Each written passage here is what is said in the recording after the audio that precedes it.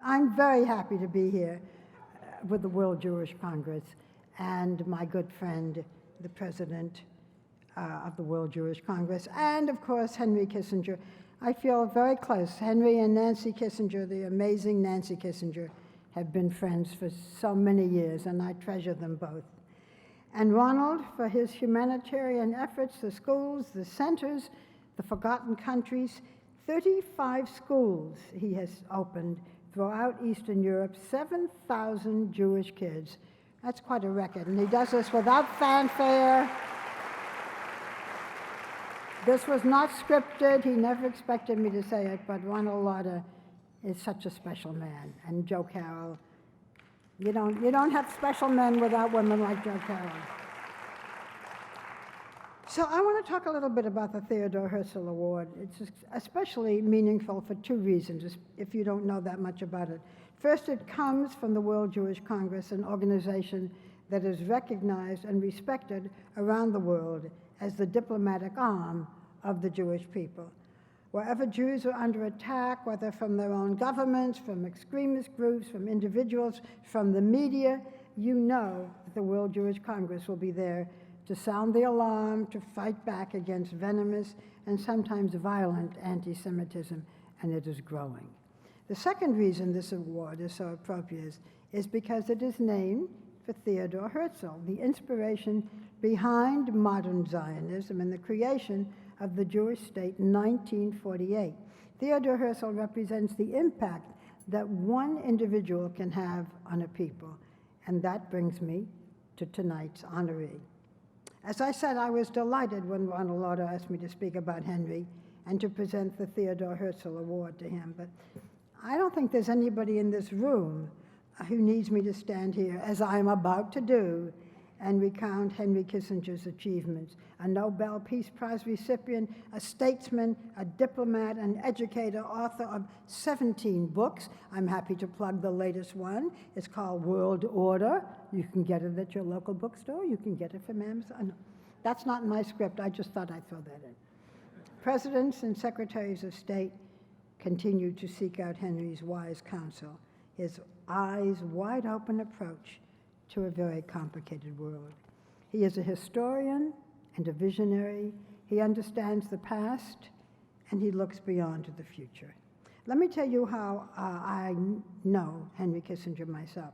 The very first serious interview that I conducted outside of the studio, if an interview was done in the studio when I was on the Today Show, it had to be done by the man, the host. I couldn't participate. But if I could do it outside and film it, then it was mine. So that's what I did with Henry Kissinger. At that point, he was not yet Secretary of State. He was National Security Advisor. He had a very strong accent, and I sometimes had to repeat what he was saying. And I remember being surprised when I talked to his brother, who had no accent. And when I asked him how come he didn't have an accent, he said, "Because I listen." Before the interview, and Henry tells this story himself, I'm not telling tales out of school, he invited me to dinner because I didn't have the opportunity to meet with him before. He was an eligible bachelor then. He had not been lucky enough to be with Nancy. But I explained to him that it was not my policy to have dinner with guests before my interviews. But during the actual interview, I asked him something to the effect about how does it feel now to be in Washington and to be a new kind of sex symbol? And Henry said, "I love it. Now when I bore people, they think it's their fault." And they're his exact words, and I love repeating them. So I've had the great pleasure and the privilege to interview Henry many more times since then. But perhaps my own personal poignant memory is when, for the news magazine 2020, I took Henry back to the small German town in Fürth, where he grew up. We were doing a profile of Henry, and he told me that he loved soccer, but that he was never allowed into the games because he was Jewish. He had to stay outside and press his face against the mesh fence. So we walked down the street to look at the building where his parents had lived, and then we walked in unannounced into a soccer game being played in the local stadium. It was being played, but Henry was recognized. The soccer team stopped. Little by little, everyone in the stadium, players and audience, stood up to show their respect and appreciation for him, this man who had not been allowed into the stadium. A Jewish boy from a small German town who experienced discrimination because he was a Jew, grew up to become one of the most esteemed and respected secretaries of state in this country, and he helped to change the course of history. Henry Kissinger is, of course, himself an astute student of history. Growing up in Germany, he knows firsthand that anti-Semitism is a cancer that will grow and spread if not removed. It is cruel, inhumane, unjust, painful, and deadly.